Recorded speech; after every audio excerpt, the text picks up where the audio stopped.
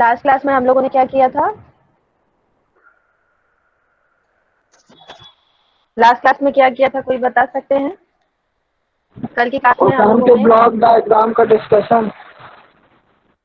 Yes open का block diagram देखा था। और आज हम मतलब अब डिफरेंशियल एम्पलीफायर के बाद we have entered into op amp, जिसमें कि आपका पूरा का पूरा आगे का एनालॉग सर्किट जिस पे डिपेंडेंट है। तो ऑब्वियसली इस बेस को थोड़ा ज्यादा टाइम लगेगा पढ़ने के लिए। बाकी चीजें तो सिर्फ आप ट्राइंगल बना करके ओपैम लेकर के समझ लेंगे। बट उस ट्राइंगल के अंदर क्या है उसके लिए थोड़ा सा आपको टाइम देना पड़ेगा समझने के लिए। और घर में भी अगर आप लोग कॉलेज नहीं आ रहे हैं, बाकी की एक्टिविटीज सब कुछ बंद है, तो इसमें टाइम दीजिए। Very nice time for all of you कि आप अपना आगे क्या करने वाले हैं उसके लिए पूरा टाइम दे सकते हैं। क्योंकि अगर अभी कॉलेज आ रहे होते तो आपके पास एक सबसे बड़ा रीजन होता कि नहीं हमें टाइम नहीं मिलता, हम कॉलेज जाते हैं, क्लास लेते हैं, ये सारी चीजें हैं। पर अभी ऐसा कुछ नहीं है, बहुत सारा टाइम है। So please make the most of it. जितना आप लोग इस टाइम का यूज करके अपना फ्यूचर डिसाइड कर सकते हैं, भाई जो भी करना है अभी के अभी डिसाइड कर लो और लग जाओ पढ़ने के लिए। थर्ड ईयर का वेट मत करिए, क्योंकि थर्ड ईयर आते ही ऐसा लगेगा कि सब कुछ खत्म हो गया, एक साल बाद तो इंजीनियरिंग ही खत्म हो जाएगी। तो जस्ट आधे में है आप लोग। इस आधे में ऐसा लगता है कि अभी तो बहुत कुछ है, सब कुछ है। मतलब इंजीनियरिंग का सेकेंड ईयर मतलब सब कुछ है, एंड इंजीनियरिंग का थर्ड ईयर मतलब कुछ भी नहीं है। फाइनल ईयर तो फिर पूछो ही मत। सो बेटर कि अभी से डिसाइड कर लो, ताकि थर्ड ईयर में आपके पास एक पाथ रहेगा कि हाँ मेरे को उसी ट्रैक पे जाना है। एंड जरूरी नहीं है कि वही ट्रैक आपको आगे ही ले जाएगा, बट उस ट्रैक से आगे भी आप कुछ सीख सकते हो। अगर ट्रैक चेंज भी हुआ तो भी कोई बात नहीं, बट किसी एक पाथ पे जरूर लग जाइए। This is the time only. So आज हम लोग को करना है ओपैम का ब्लॉक डायग्राम पढ़ने के बाद configuration of the ओपैम। Open loop ओपैम, जैसा कि हमने पहले भी देखा, ओपैम के ब्लॉक डायग्राम में 4 स्टेजेस होती हैं: input stage, intermediate stage, then level translator और आखिरी में आउटपुट स्टेज। तो first 2 stages are differential amplifier. Second stage में हम एमीटर फॉलोअर सर्किट यूज करते हैं। देन लास्ट स्टेज जो आउटपुट स्टेज है उसमें हम push pull complementary amplifier use करते हैं। हर स्टेज का अपना एक यूज है, हर स्टेज का अपना एक सिग्निफिकेंस है जिसकी वजह से वो यूज किया जाता है। और ये चीजें आपको अच्छे से पता होनी चाहिए। अब ओपैम का ब्लॉक डायग्राम पढ़ने के बाद उसकी कैरेक्टरिस्टिक्स, आइडियल ओपैम में क्या क्या कैरेक्टरिस्टिक्स होनी चाहिए ये हमने देखी कि उसका गेन इंफिनिटी होना चाहिए। इनपुट रेजिस्टेंस क्या होना चाहिए? इनपुट रेजिस्टेंस क्या होना चाहिए बताइए भाई। इन्फिनिटी। इनफाइनाइट। इंफिनिटी होना चाहिए, वेरी गुड। और उसके अलावा बैंडविथ इंफिनिटी चाहिए, सीएमआरआर इंफिनिटी चाहिए। सीएमआरआर का फुल फॉर्म बता सकते हैं कोई? Common mode rejection common mode reduction common ratio. Mode rejection ratio. Yes, common mode rejection ratio CMRR का फुल फॉर्म है।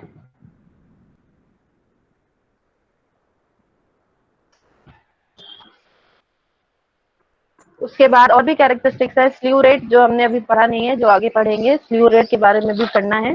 तो स्लीव रेट भी इंफिनिटी चाहिए रहता है। आउटपुट रेजिस्टेंस 0 होना चाहिए। इनपुट रेजिस्टेंस इंफिनिटी होना चाहिए।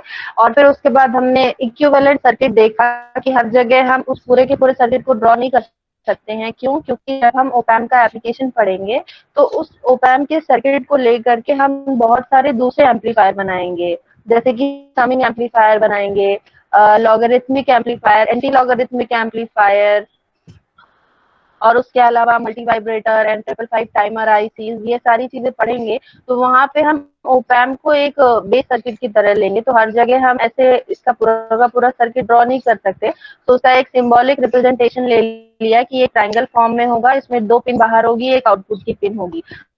दिख अभी हमें सिर्फ 3 पिन रही है, बट एक्चुअली जब आईसी पैकेज होकर के आती है तो उसमें 7 पिन्स होती हैं, जो अभी हम लोग आगे की क्लासेस में देखेंगे कि pin description of the op-amp, जिसमें कि टोटल 7 पिन्स होती हैं। जैसे कि पावर सप्लाई की 2 पिन हो गई, ग्राउंड की भी, उसके अलावा 2 ऑफसेट की पिन्स होती हैं, एक आउटपुट की पिन होती है, 2 इनपुट की। तो इस तरीके से टोटल 7 पिन्स होती हैं।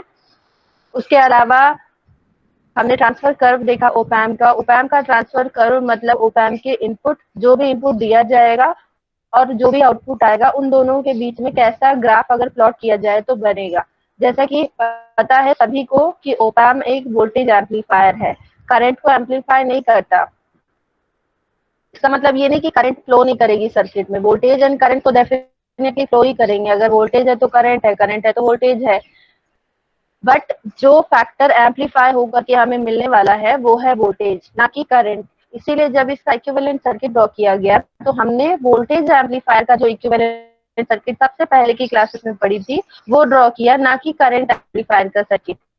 सबसे पहले भी जब हमने वोल्टेज एम्पलीफायर पढ़ा था तो वहां भी हमने 3 क्राइटेरिया पढ़े थे कि इसका गेन इंफिनिटी होना चाहिए, इनपुट रेजिस्टेंस इंफिनिटी होना चाहिए एंड आउटपुट रेजिस्टेंस 0 होना चाहिए।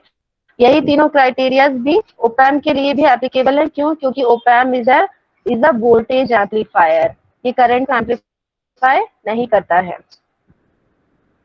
अब ये चीजें हो गई। इसके बाद हमने, और हाँ, वोल्टेज ट्रांसफर जो ट्रांसफर कर्व हमने पढ़ा वो ट्रांसफर कर्व कहीं से कहीं तक लीनियर नहीं था, वो एक सर्टेन रेंज तक ही लीनियर है। वो सर्टेन रेंज बहुत ही स्मॉल रेंज के लिए लीनियर है। क्यों बहुत ही स्मॉल रेंज के लिए लीनियर है? क्योंकि जैसे ही V1 माइनस V2 का डिफरेंस थोड़ी सी भी वैल्यू में इंक्रीज करता है तो ऑप एम्प सीधे अपनी मैक्सिमम वैल्यू पे पहुंच जाता है। क्यों मैक्सिमम वैल्यू पे पहुंच जाता है? क्योंकि ऑप एम्प जो गेन प्रोवाइड कर रहा है, द ओपन लूप गेन, बहुत ज्यादा होता है, जिसकी वजह से माइन्यूट डिफरेंस को भी वो ले करके अपनी मैक्सिमम वैल्यू पे पहुंच जाता है। मतलब कि ऑप एम्प सैचुरेट हो जाता है। सैचुरेट हो जाने का मतलब जैसे कि बीजेटी में आपने देखा होगा सैचुरेशन रीजन होता है, सैचुरेशन रीजन जहां पे कि हम बीसी को कितना भी बढ़ाएं आईसी इंक्रीज नहीं होता है। उसी तरीके से ऑप एम्प में अगर डिफरेंशियल वोल्टेज जो इनपुट में दिया जा रहा है वो थोड़ा सा भी बढ़ गया तो ऑप एम्प डायरेक्ट अपनी highest value which is plus V sat और माइनस वी सेट पे पहुंच जाता है और उससे मैक्सिमम वैल्यू हमें मिल नहीं सकती है। सो जैसे ही V1 माइनस V2 का डिफरेंस थोड़ा सा भी बढ़ेगा, op amp will enter into saturation mode, और सैचुरेशन मोड में पहुंचने के बाद ये अपनी एक फिक्स वैल्यू देगा। This will no longer amplify the value, मतलब कि आप कितना भी इनपुट देते रहो उसके बाद आपको आउटपुट में प्लस वी सेट से ज्यादा कुछ मिल ही नहीं सकता है। सो ये भी एक तरह का ड्रॉबैक ही है। क्यों? क्योंकि अगर हमें एक एम्पलीफायर की तरह ऑपरेट कराना है तो हमें इनपुट की हायर, मतलब इनपुट की ज्यादा से ज्यादा रेंज को हमें एम्पलीफाई कराना है। लेकिन अभी क्या हो रहा है, अभी क्या प्रॉब्लम हो रही है ओपन लूप कॉन्फ़िगरेशन में, कि जैसे ही ये V1 माइनस V2 का डिफरेंस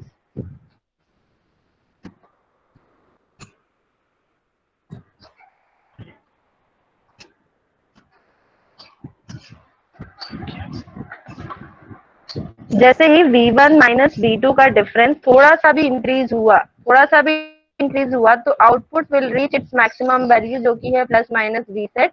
और ये भी एक तरह का ड्रॉबैक ही है। क्यों ड्रॉबैक है?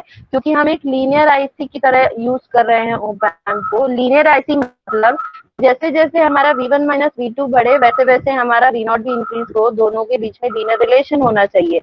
लेकिन अभी जो सिचुएशन बन रही है वो ऐसी है कि V1 माइनस V2 को अगर हम थोड़ा सा भी, मतलब माइक्रो वोल्ट रेंज में भी इंक्रीज कर रहे हैं अगर, तो ये डायरेक्ट अपनी मैक्सिमम वैल्यू पे पहुंच जा रहा है, जहां पे कि हम ग्राफ को प्लॉट ही नहीं कर पा रहे। अभी जो ग्राफ हमें मिल रहा है वो ऐसा है, सीधे वो अपनी बस स्मॉल रेंज के लिए, इतनी रेंज के लिए ये लीनियर है, इतनी से। तो सिर्फ इतने के लिए लीनियर मोड में है, बाकी इसके बाद अपने सैचुरेशन मोड में पहुंच जा रहा है ओपन। दैट मीन्स इसमें अभी हमें कुछ एक्सटर्नल सर्किट को यूज करके इस रेंज को कहीं ना कहीं इंक्रीज करना होगा।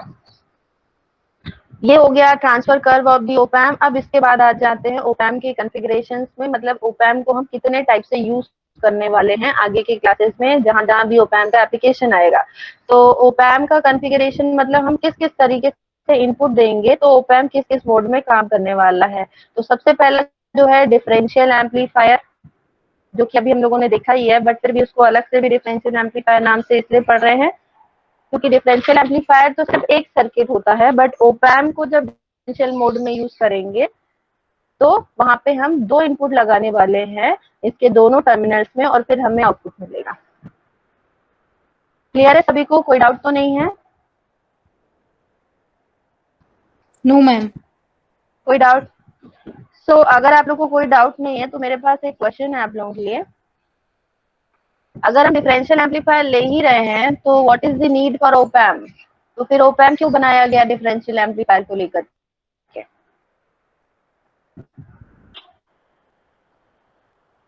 कोई बता सकते हैं? मैम हाई क्या गेन। कोई बता सकते हैं? यस, कौन बोल रहा है? कोई तो बताइए। मैम हाई गेन की रिक्वायरमेंट के लिए। ओके ओके, हाई गेन के लिए, हाँ ठीक है। हाई गेन के अलावा और भी रिक्वायरमेंट्स हैं? मैम हाई CMRR मिलेगा इससे। अच्छा, हाई CMRR मिलेगा, ठीक है, ओके। हाई CMRR मिलेगा, हाई गेन मिलेगा एंड हाई इनपुट रेजिस्टेंस की क्राइटेरिया भी हमारी फुलफिल होगी। उसके अलावा भी है कि जब एक कंप्लीट आईसी बन जाएगी तो उसके बाद हम उसमें फीडबैक को अप्लाई करेंगे और फीडबैक के जो एडवांटेजेस हैं उसको भी हम इनकॉर्पोरेट कर सकते हैं in this op amp circuit, जो कि डिफरेंशियल एम्पलीफायर के केस में नहीं था। मतलब डिफरेंशियल एम्पलीफायर हम कह सकते हैं एक तरीके से वो पूरे वही काम करेगा जो ओप एम्प करता है, लेकिन उसकी कैपेसिटी कम होगी और हमें चाहिए कि ज्यादा गेन और ज्यादा input resistance and high CMRR का हमें कंप्लीट आईसी चाहिए जिसको कि हम हर जगह यूज करें। It is a multipurpose application की, मल्टीपर्पज यूज की आईसी है, मतलब इसको आप कहीं भी यूज कर सकते हो। तो बेटर तो क्योंकि हमें ज्यादा अच्छी परफॉर्मेंस चाहिए रहती है इसलिए हम यूज डिफरेंशियल एम्पलीफायर का यूज करके ओप एम्प बनाते हैं और ओप एम्प से बाकी के एप्लीकेशंस लिए जाते हैं। तो जो फर्स्ट कॉन्फ़िगरेशन है ओपन लूप ओप एम्प का, सबसे पहली बात तो आपको ये समझना है कि ओपन लूप ओप एम्प का मतलब ये हुआ कि इनपुट और आउटपुट, ये आउटपुट अभी हमें दिख रहा है ये इनपुट से कहीं तक भी कनेक्टेड नहीं है, और दूसरे शब्दों में कहें तो आउटपुट का कोई भी पार्ट हमने सैंपल नहीं किया है इनपुट में। दैट मीन्स कि जो हमारा अभी जो ओप एम्प है वो अपने ओपन लूप मोड में है जिसमें हमने फीडबैक को यूज नहीं किया है। और इसमें जब दोनों टर्मिनल, एक पॉजिटिव टर्मिनल है एक नेगेटिव टर्मिनल है, दोनों टर्मिनल में जब Vin1 एंड Vin2 सोर्सेस लगाए जाते हैं, ये सोर्सेस आपको दिख रहा होगा नेचर में एसी हैं। क्यों एसी ले रहे हैं? क्योंकि ये एसी और डीसी दोनों को एम्पलीफाई कर सकता है और जो एम्पलीफिकेशन है वो हम एसी का ही लेते हैं। डीसी को एम्पलीफाई करके डीसी की रेंज इंक्रीज करना ये ओप एम्प कर सकता है, बट क्योंकि हमें एम्पलीफायर का यूज लेना है और एनवायरनमेंट में नेचर में मोस्ट ऑफ द सिग्नल्स जो प्रेजेंट है वो नेचर में एसी ही है, तो इसलिए अगर हम उसको हम इक्विवेलेंटली ड्रॉ करेंगे तो एक एसी सिग्नल के फॉर्म में ड्रॉ करेंगे और उस एसी सिग्नल का इंटरनल रेजिस्टेंस है Rin1 and Rin2 which is very small in value, और जिसकी वजह से जो यहाँ पे टोटल Ri प्रेजेंट होता है, मतलब जो यहाँ टोटल इक्विवेलेंट रेजिस्टेंस इनपुट में प्रेजेंट होता है उसके कंपैरिजन में ये Rin1 एंड Rin2 बहुत ही ज्यादा स्मॉल होते हैं, तो इनको नेग्लेक्ट कर दिया जाता है जब भी हम कैलकुलेशन में लेते हैं। तो जो आउटपुट वोल्टेज होगा वो इस डिफरेंशियल एम्पलीफायर का वो सभी को पता है कि V0 will be equal to gain into difference of the two input voltages. Clear है सभी को? This is the first configuration.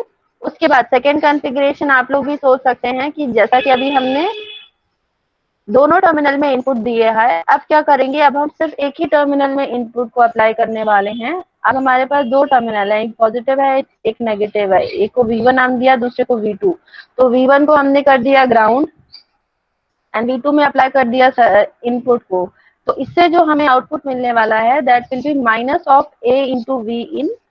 तो जिसकी वजह से ये जो माइनस साइन आ रहा है वो हमें ये बता रहा है कि output will be inverted with respect to input. जो भी इनपुट का साइन है उसका इनवर्स साइन हमें आउटपुट में मिलने वाला है और इसलिए इसको बोलते हैं इन्वर्टिंग एम्पलीफायर। बाकी वो सारे काम वही करेगा जो डिफरेंशियल एम्पलीफायर करने वाला है, बट यहाँ पे क्या हो जाएगा, आउटपुट का जो नेचर है वो इन्वर्ट हो जाएगा इनपुट के नेचर से। सिमिलरली जो थर्ड कॉन्फ़िगरेशन है वहां पे क्या होगा, थर्ड कॉन्फ़िगरेशन में हम पॉजिटिव टर्मिनल पे इनपुट को अप्लाई करने वाले हैं, जैसा कि सभी को दिख रहा होगा यहाँ पे हमने Vin को अप्लाई किया है। तो जो आउटपुट हमें मिलेगा that will B positive in nature and input multiplied by the gain, ये मिलने वाला है। क्लियर है सभी को? Yes ma'am. Yes ma'am. कोई डाउट तो नहीं है? कोई डाउट तो नहीं है किसी को? No ma'am. No ma'am.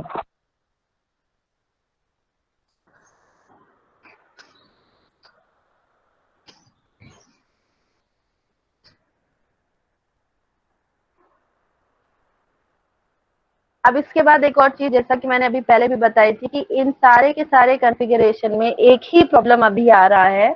अभी जो हम ओपन लूप मोड पढ़ रहे हैं वहां पे एक ही प्रॉब्लम आ रहा है कि जैसे ही वी इन को हम थोड़ा सा भी इंक्रीज करेंगे, मतलब जैसे ही हमारा वी इन 1 माइनस वी इन 2 की वैल्यू थोड़ी सी भी ज्यादा होगी, मतलब 1 मिली वोल्ट से अगर सपोज 2 मिली वोल्ट हो गया, तो भी हमें आउटपुट में क्या मिलने वाला है, प्लस वी सेट और minus V sat depending upon the polarity of this differential voltage.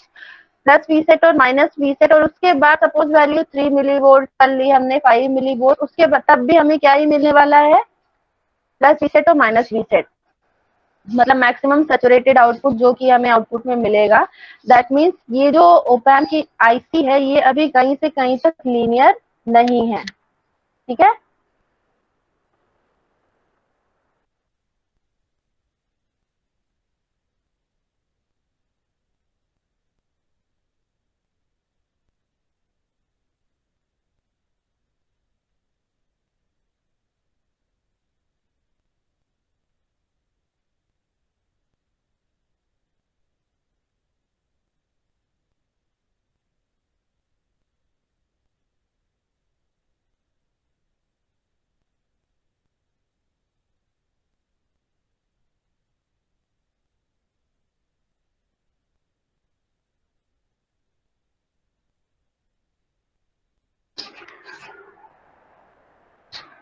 तो अभी जो प्रॉब्लम आ रहा है ओपैम्प के साथ वो यही है कि जैसे ही डिफरेंशियल इनपुट वोल्टेज थोड़ा सा भी इंक्रीज होता है तो output will enter into the saturation mode. तो इसको रिमूव करने के लिए हम आगे क्या करने वाले हैं नेक्स्ट क्लासेस में देखेंगे, मतलब कि इस सैचुरेशन का जो मोड जहाँ की ओपैम्प जा रहा है उसको अभी अगर हमें कम करना है, मतलब कि we need to increase this linear region, ताकि हमारे पास ये फ्लेक्सिबिलिटी रहे कि इनपुट को हम इंक्रीज करें तो हमें ये दिखे कि हाँ आउटपुट लीनियरली इंक्रीज हो रहा है।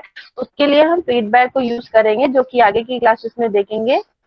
बट अभी के लिए ओपन लूप कॉन्फ़िगरेशन के लिए इतना ही है कि यहाँ पे ओपैम्प इस कॉन्फ़िगरेशन में काम करने वाला है इन ओपन लूप मोड।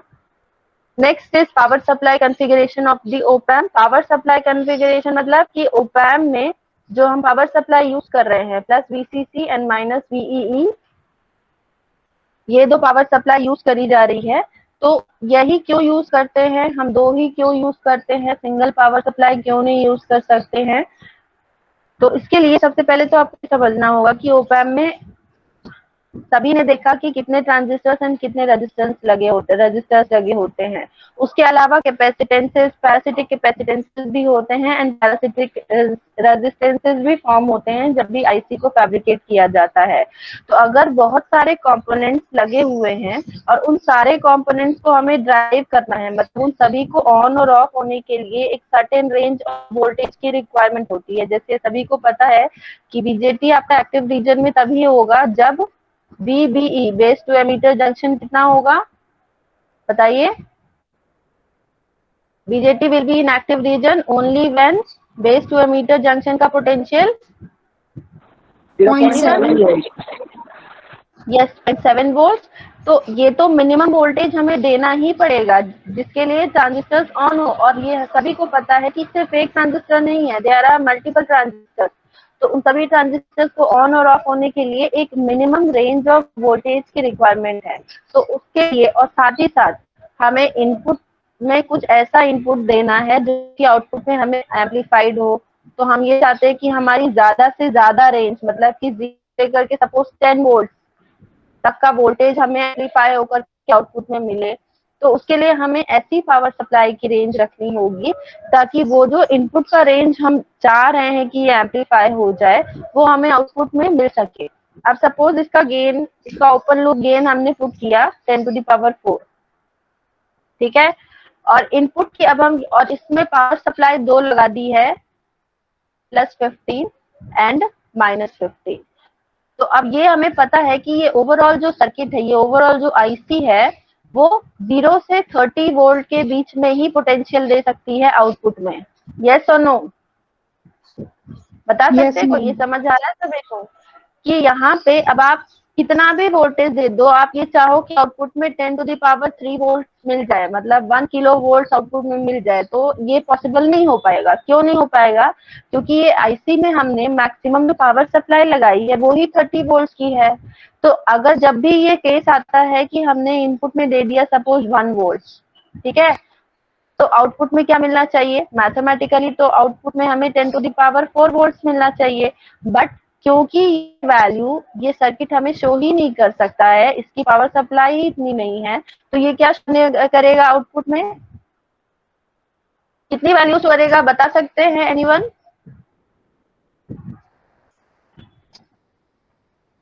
नहीं समझ आया क्या? Ma'am 30 volt. यस, 30 वोल्ट और ±15 वोल्ट, मतलब प्लस मैम ये माइनस आप पीक टू पीक लिख रही हैं 30 volt? 30 volt is peak to peak. Yes ma'am. ठीक है। In positive direction maximum it can go to +15, in negative direction maximum it can go to -15। तो अब अगर वैल्यू, एक minute रुकिएगा,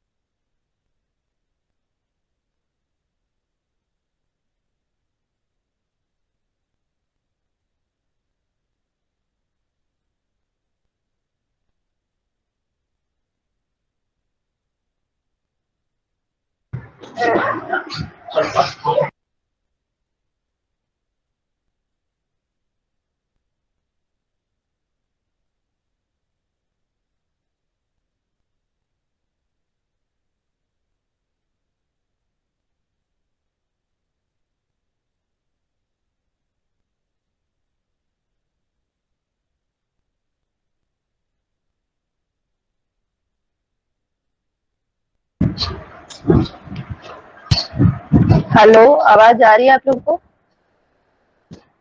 yes ma'am. Yes, ma'am. तो यहाँ पे ये क्लियर है सभी को कि आउटपुट में मैक्सिमम वैल्यू में क्या मिलने वाली है, +-15। लेकिन ड्रॉबैक क्या हो जाएगा अगर हमने सपोज प्लस वीसीसी से लेकर के ग्राउंड के बीच में ही पोटेंशियल लिया, मतलब एक तो प्लस वीसीसी है, दूसरा हमने माइनस वी ना लेकर के इसको ग्राउंड कर दिया। तो अगर ग्राउंड कर दिया तो हमने अपनी पावर सप्लाई की रेंज को रिड्यूस कर दिया। दैट मीन्स अब हमें मैक्सिमम 0 से 15 वोल्ट तक की ही वैल्यूज दिखेंगी आउटपुट में, उसके बाहर की रेंजेस नहीं दिख सकती है। तो अगर हमें हाई रेंज को कवर करना है तो उसके लिए हमें दोनों पावर सप्लाईज को लगाना ही पड़ेगा, मतलब एक positive power supply rail and negative power supply rail. जब हम आईसी की बात करते हैं तो we talk about power supply rail.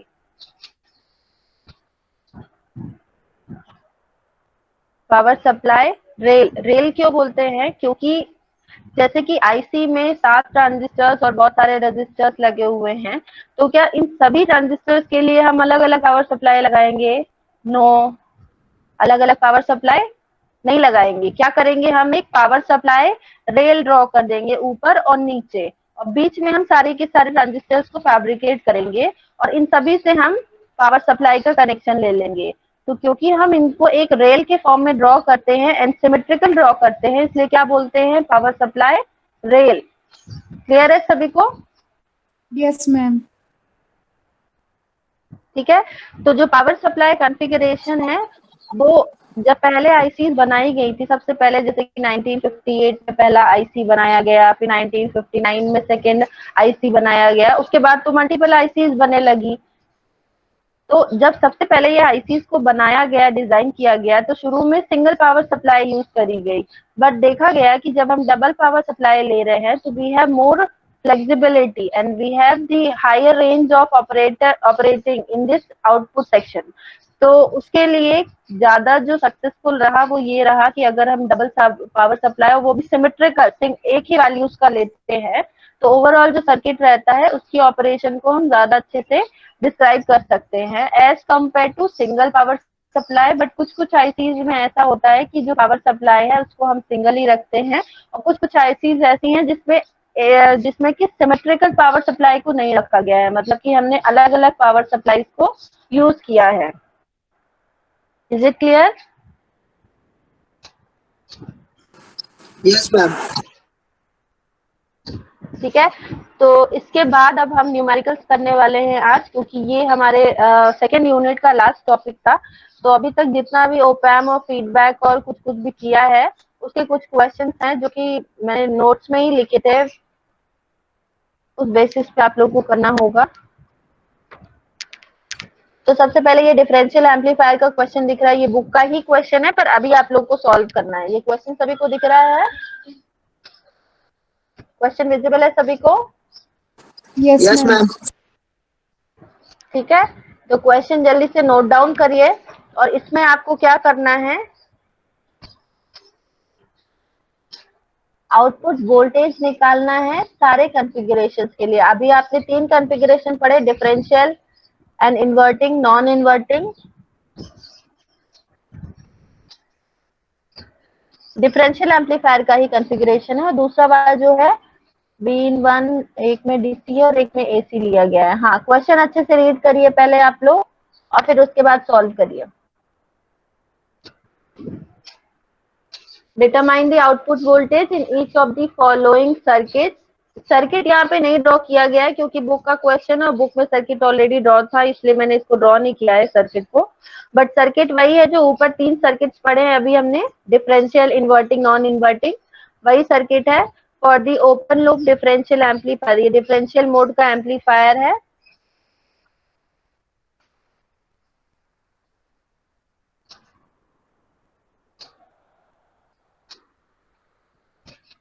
उसके लिए वैल्यूज गिवन है, Vin1 एंड Vin2 पहले ए पार्ट में डीसी वैल्यू गिवन है एंड बी पार्ट में एसी वैल्यू गिवन है। उसके अलावा ओपन लूप गेन गिवन है, input resistance is also given, output resistance and plus VCC and minus VE is also given, and output voltage swing is +-14 volts. तो इन सारी values का use करते हुए अब आपको निकालना है आउटपुट वोल्टेज। निकाल सकते हैं? Yes, ma'am. सॉल्व करिए जल्दी, 5 मिनट है आप लोगों के पास।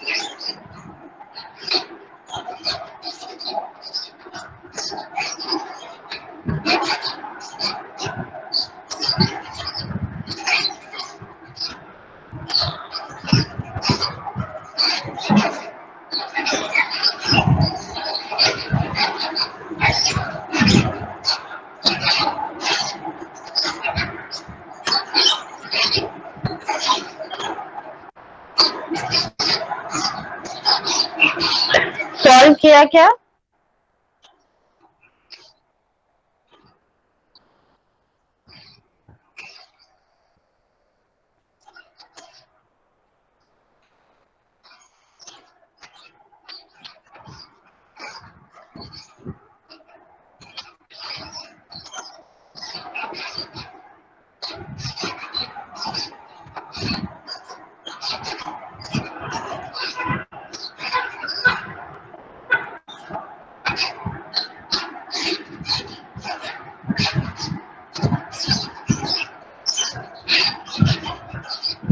Anyone?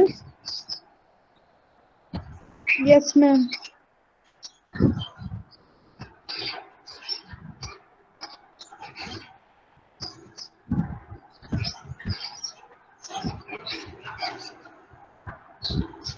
सभी लोग A सॉल्व के करेंगे तो V अच्छा नॉट होगा। A के लिए V नॉट आया 24 वोल्ट। 24 और 2.4 बेटा।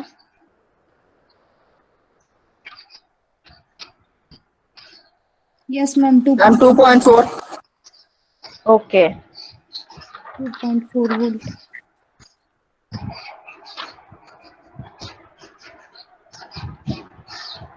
सभी लोग सॉल्व करिए, सभी लोग सॉल्व करिए। अभी जो आपने पढ़ा है बस उसी इक्वेशन में वैल्यू पुट करनी है, कोई बहुत बड़ी चीज नहीं है। सभी लोग सॉल्व करिए, अभी मैं video on करवाऊंगी otherwise.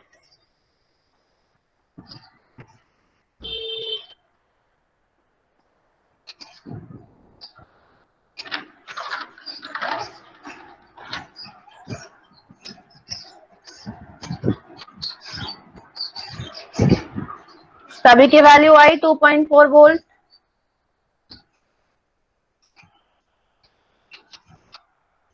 Yes ma'am. 40 students हैं, सभी लोग करिए, एटलीस्ट कोशिश करिए, कोई बहुत बड़ा क्वेश्चन नहीं है, सभी को करना है ये।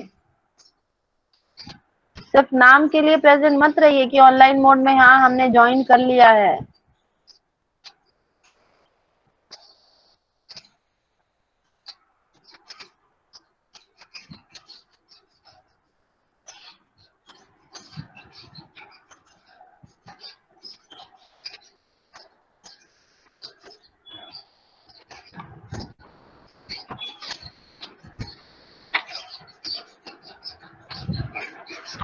सॉल्व कर लिया सभी ने? सेकंड क्वेश्चन का आंसर बताइए, बी पार्ट का answer.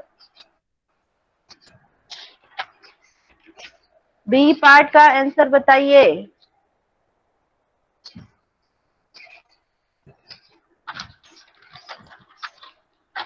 Ma'am inverted 2 kilovolt.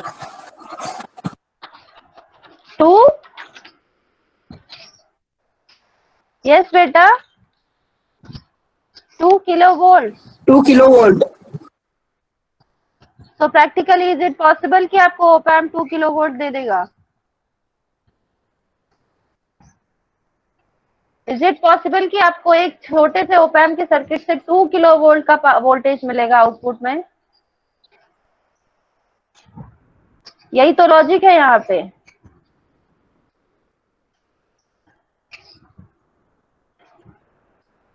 Ma'am -15 volt. आ -15 वोल्ट नहीं बेटा, what is the voltage swing given? मतलब ये तो सैचुरेटेड वैल्यू है, बट आउटपुट वोल्टेज स्विंग जो होगा, मतलब मैक्सिमम आउटपुट आपको क्या मिल सकता है, ±14 एट दी आउटपुट। तो जो वैल्यू हो जाएगी वो हो जाएगी -14 वोल्ट, क्योंकि क्वेश्चन में ऑलरेडी गिवन है the output voltage swing is ±14 volt. आपने कोशिश की, बहुत अच्छी बात है। बाकी लोग क्या कर रहे हैं? बाकी लोग क्या कर रहे हैं भाई?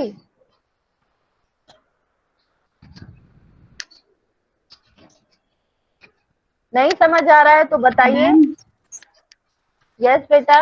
मैम मैम ये प्रैक्टिकली पॉसिबल नहीं है, तो फिर क्योंकि energy neither be created nor be destroy, तो फिर ये कहाँ जा रहा है? मतलब कहीं ना कहीं तो इसका इफेक्ट हो रहा होगा ना। नहीं, कहीं नहीं जा रहा है। प्रैक्टिकली ये वैल्यू आपको 2 किलोवोल्ट जो मिल रहा है, मैथमेटिकली आप सॉल्व कर रहे हो, but op-amp simply yes ma'am. Saturate हो जाएगा। मतलब ओपैम्प कैन मैम यहाँ ओनली गिव, मैथमेटिकली तो वॉयलेट हो रहा है। मैथमेटिकली क्या वॉयलेट हो रहा है बेटा? मैम जैसे हम लोग क्या मिल वॉयलेट रहा हो है रहा हमको, मैम मिल रहा है 2 है? किलो वोल्ट, पर हम्म आउटपुट में स्विंग जो जितना पॉसिबल है उतना ही ओपैम्प देगा, तो उसके इंटरनल जो हम्म कॉन्फ़िगरेशन है वहां कुछ इफेक्ट आएगा। नहीं, आप ये समझो कि मिल रहा है 2 किलो वोल्ट, ठीक है, आउटपुट में आपको 2000 वोल्ट, मतलब 2 किलो वोल्ट आउटपुट में आपको मिल रहा है आफ्टर कैलकुलेशन। बट सर्किट क्या है? सर्किट में लगा हुआ है ओपैम्प। ओपैम्प में आप कभी भी 1 किलो ओम या 100 वोल्ट भी दोगे तो उड़ जाएगा वो। यस और नो? मतलब यस बीजेटी मैम। लगा हुआ है ना, बीजेटी के बेस में आप 10 वोल्ट भी देंगे तो वो उड़ जाएगा। क्यों? क्योंकि उसको सिर्फ 0.7 वोल्ट चाहिए वर्क करने के लिए, उसको 1 किलो ओम नहीं चाहिए। तो ये जो आपको 2 किलो ओम मिल रहा है, there is no energy loss और कंजम्पशन, ये तो सिर्फ एक मैथमेटिकल वैल्यू है जो आपको आफ्टर कैलकुलेशन मिली है। पर क्योंकि हमें पता है ओपैम्प मैक्सिमम प्लस माइनस 14 ही डिस्प्ले कर सकता है एट दी आउटपुट, तो क्योंकि ये 2 किलो वोल्ट वैल्यू जो है उसको हम किस मोड में ले जाएंगे कि ओपैम्प हमारा सैचुरेशन मोड में एंटर कर चुका है इन पर्टिकुलर इनपुट वैल्यूज के लिए। इन पर्टिकुलर इनपुट वैल्यूज के लिए ओपैम्प अपनी सिर्फ मैक्सिमम वैल्यू शो करेगा विच इज प्लस 15 और प्लस 14 और माइनस 14। क्लियर है? इररिस्पेक्टिव कितना भी आ जाए मैथमेटिकली। इररेस्पेक्टिव, यही तो ड्रॉबैक है ओपैम्प का कि आपके पास बहुत ही स्मॉल रेंज है इनपुट की जिसको कि ये एम्पलीफाई कर रहा है। We have yes very ma'am small clear है। रेंज। क्यों? क्योंकि अगर हम हायर वैल्यू का इनपुट ले लेंगे तो उस हायर वैल्यू के इनपुट के लिए तो ओपैम्प हमारा ऑलरेडी सैचुरेट हो जाएगा। That means it will not amplify that value जिस तरीके से इसको एम्पलीफाई करना चाहिए। ये इस वैल्यू के लिए सिंपली सैचुरेशन में चला जाएगा। That means op-amp is not working properly for that particular input value. Okay ma'am. बाकी लोग क्या कर रहे हैं? मुंह से नहीं बोल सकते हैं, चैट बॉक्स में तो बोल सकते हैं ना?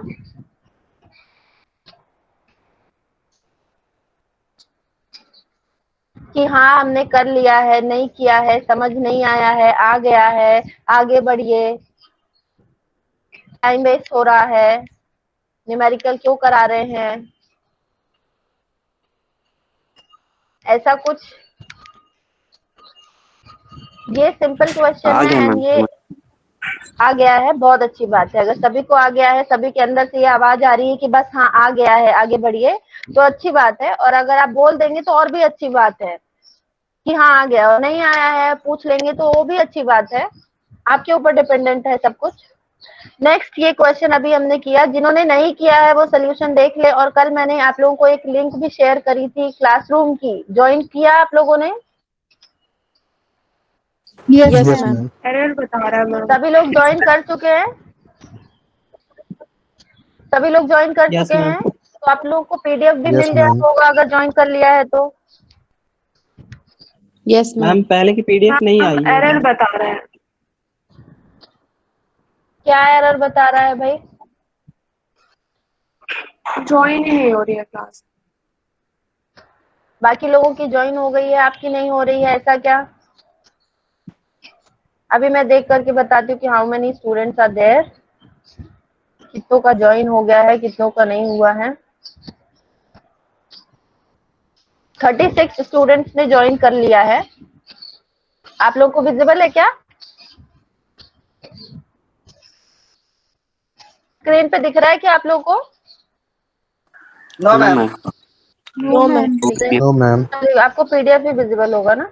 कोई बात नहीं, 36 स्टूडेंट ने ज्वाइन किया। बेटा अगर आपके साथ एरर हो रहा है तो एक बार लिंक फिर से ज्वाइन करिए, अदरवाइज मैं लिंक शेयर कर दूंगी, क्योंकि वही लिंक है, सब लोगों ने ज्वाइन किया। अगर उनका ज्वाइन हो गया है और आपका ही नहीं ज्वाइन हो रहा है तो एक बार फिर से कोशिश करिए, अदरवाइज मैं फिर से लिंक शेयर कर दूंगी, क्योंकि लिंक वही रहने वाली है जो कि अभी मैंने शेयर की थी। और उसके अलावा एक पोस्ट भी किया है मैंने कल की क्लास का पीडीएफ वो भी मिल जाएगा आप लोगों को, आज की क्लास का पीडीएफ भी मिल जाएगा। तो नेक्स्ट जो अभी हमें करना है, अभी क्या जो न्यूमेरिकल जो दिया गया था उसमें कुछ नहीं करना था, सिंपल डीसी के लिए तो वही value 2.4 DC volt, and AC के केस में हमें 2000 बीआरएमएस वैल्यू मिल रही थी, which is not practically possible कि ओपैम हमें शो करेगा। तो ओपैम आउटपुट में सिंपली अपना प्लस माइनस 14 वोल्ट जो कि इसका आउटपुट वोल्टेज स्विंग है वही शो करेगा। तो depending upon the polarity it is -14 volt. Clear है सभी को? नेक्स्ट क्वेश्चन करना है आप लोगों को, ये क्वेश्चन नंबर 1 नहीं करना है, ये 2 क्वेश्चन जो है आप लोगों के लिए खुद से करने के लिए हैं, बहुत ही इजी क्वेश्चन है। एक और क्वेश्चन है लेकिन वो नेक्स्ट वाले पेज में चला गया है जो कि कल की क्लास में मैं दिखाऊंगी। तो अभी के लिए ये 2-3 क्वेश्चन करना है, क्वेश्चन नंबर 2 एंड 3, क्योंकि क्वेश्चन नंबर 1 आप लोग ऑलरेडी कर चुके हैं। क्वेश्चन नंबर 1 में आपको गेन निकालना था जो कि हमने आरसी फेज शिफ्ट ऑसिलेटर के लिए लिया था, और ऐसा ही कुछ नेटवर्क यहाँ भी बना हुआ है जहाँ पे कि आपको कुछ नहीं करना है, एक आपका इनपुट है, दूसरा आउटपुट है, और यहाँ पे आपको गेन निकालना है इस सर्किट का। और इस सर्किट का गेन निकालने के आपको पता है कि क्या किया था, जैसा कि आरसी फेज शिफ्ट का जो बीटा नेटवर्क था, फीडबैक नेटवर्क, उसके लिए जो चीजें करी थी सेम चीजें यहाँ पे भी करनी है। तो आप लोगों को ये क्वेश्चन भी सॉल्व करना है, जिनसे वो वाला क्वेश्चन नहीं बना था वो इसको ट्राई करें, क्योंकि ये उसका थोड़ा सा छोटा पार्ट है, क्योंकि वहाँ पे 3 नेटवर्क लगे हुए थे, यहाँ पे 2 ही नेटवर्क लगे हुए हैं। तो इसको सॉल्व करना है, यहाँ पे गेन निकालना है। देन सेकंड क्वेश्चन है, सेकंड क्वेश्चन में आपको कुछ फीडबैक का क्वेश्चन दिया है जहाँ पे कि आपको गेन निकालना है आफ्टर द फीडबैक। तो क्वेश्चन पढ़ेंगे तो समझ में आएगा कि कौन सा फीडबैक कैसा फीडबैक है, आधा तो सोल्यूशन इसमें गिवन ही है बट फिर भी कर सकते हैं। और then question number 3 is again very nice question, BJT का क्वेश्चन है जहाँ पे कि आपको आईसी निकालना है। दिख रहा है सभी को? अगर दिख रहा है Yes, तो ma'am. इसका स्क्रीनशॉट ले लीजिए और इस क्वेश्चन को करना सॉल्व कर दीजिए, क्योंकि जरूरी नहीं है कि मैं अभी के अभी अपलोड कर दूं पीडीएफ और आपको मिल जाए। तो बेटर कि इसका स्क्रीनशॉट ले लीजिए और इनको सॉल्व करके रखिए। कल की क्लास में आपसे ये पूछा जाएगा मतलब कि आपको ये शो करना होगा, वीडियो ऑन करके आपको इसका सोल्यूशन मुझे शो करना होगा, और 2 लोगों को कॉपी नहीं करना है, और उसके बाद मुझे सेंड करना है या नहीं करना है ये मैं बाद में देखूंगी, बट पहले तो आप लोगों को सॉल्व करके मुझे शो करना है। और अगर नहीं बना है तो बिल्कुल पूछना है, नई चीज बनेगी तो आप मेरे से ही पूछेंगे कि ये नहीं बन रहा है तो कैसे सॉल्व करना है। तो फर्स्ट थिंग कि आप लोगों को ये क्वेश्चंस को सॉल्व करना है, क्योंकि अभी तक की क्लासेस में हमने जितने क्वेश्चंस करे हैं बेस्ड ऑन दोस कॉन्सेप्ट ये क्वेश्चंस हैं। क्लियर है सभी को? कर सकते हैं? Yes, ma'am. Yes Yes, ma'am. ma'am. पहला क्वेश्चन लैप्लास ट्रांसफॉर्म से करना है। यस बेट, लाप्लास से करिए। लाप्लास इजी पड़ता है इसलिए, अगर अदरवाइज आप कोई दूसरा तरीका भी ले सकते हैं। इसी एक क्वेश्चन को आप 3-4 तरीके से कर सकते हैं,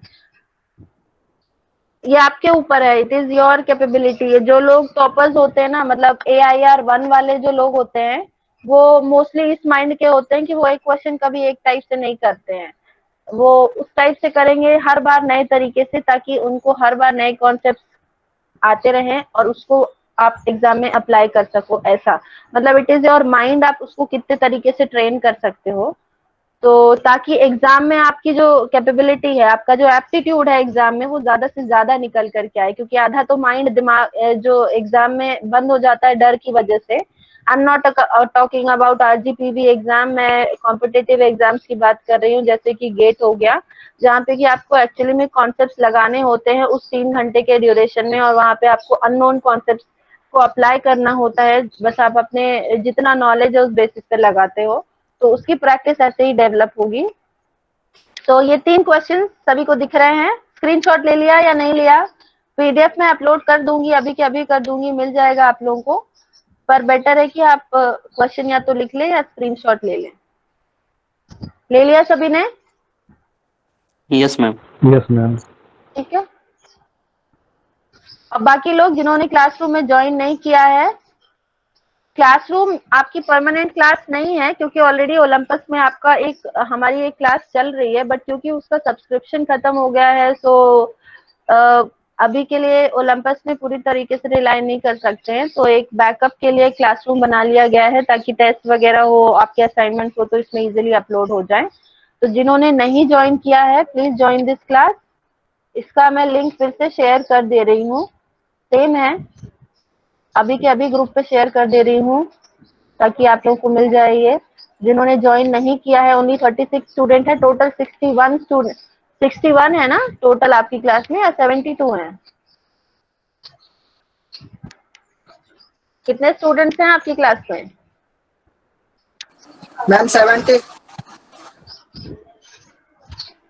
हाँ, तो टोटल 72 स्टूडेंट्स। अच्छा, ये कुछ एरर आ रही है जिसको कि डिलीट कर दिया है सर। सो फिर से क्लासरूम का इनविटेशन मैंने सेंड कर दिया है, सो प्लीज ज्वाइन दिस।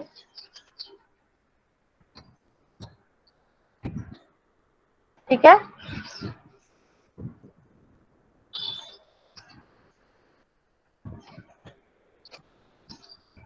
और क्लास में ही मैं फिर से पोस्ट अपना ये पीडीएफ डाल दे रही हूँ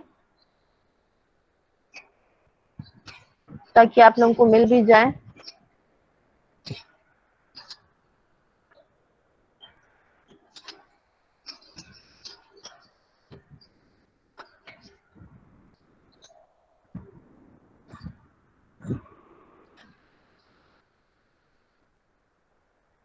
लिंक मिल गई होगी सभी को?